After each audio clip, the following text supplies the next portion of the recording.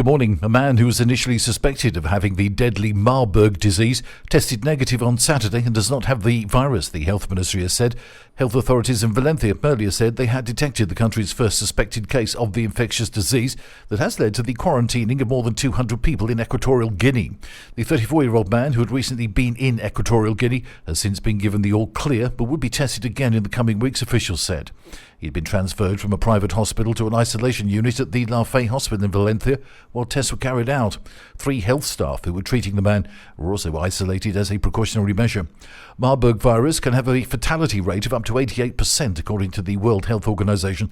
There are no vaccines or antiviral treatments approved to treat it. A Spanish woman imprisoned in Iran since November on espionage charges after she was arrested during anti-government protests in November has been released.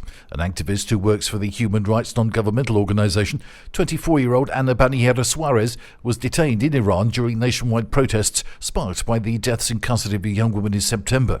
My congratulations for the release. She is in good health, so Foreign Minister Jose Manuel Albares told journalists during a visit to Albacete yesterday.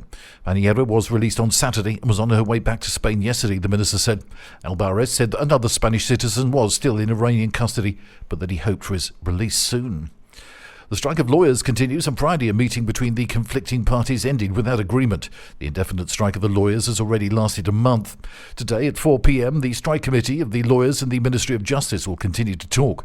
Lawyers are striking because they want better salaries and an income that compensates for the enormously increased workload.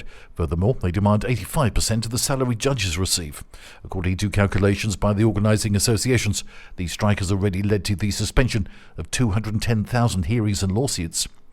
And customs officers, with the support of the Municipal Police of Madrid, have seized some 30 vending machines in the capital in which hashish and marijuana buds were distributed and have arrested 1 person and investigated 4 others for alleged offences of smuggling and against public health.